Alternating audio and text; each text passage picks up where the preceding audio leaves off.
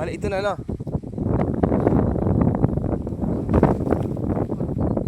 Tapat ng dampa. Ah, yan. Kubo na yan. Hindi, yung kubo na yun. Hanggang doon pa. Tapos may apat na pinapit mo sa baba. Sige, una ako. Una ako. Tigas na ako dito.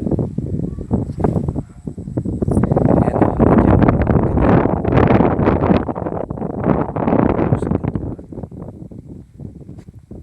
ayan.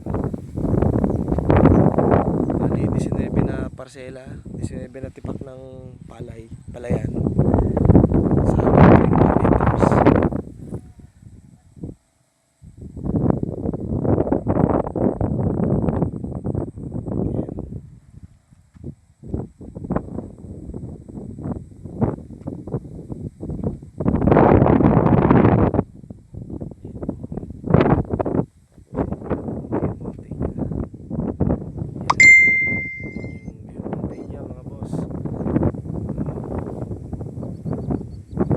Ka na rest house, parang resort na yata ito.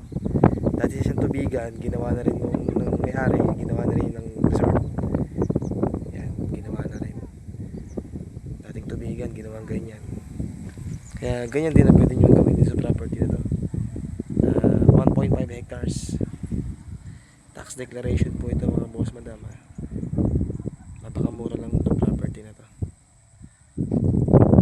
Bali sa property natin mga boss, 350 per square meter, all expenses inclusive. Ayan.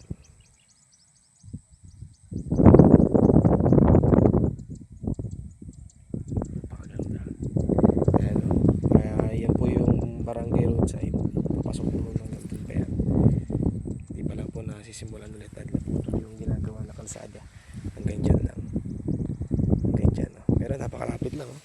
Ito na yung property, oh. Ito na yan, oh. Ito na yung pinakasimula, Bukana.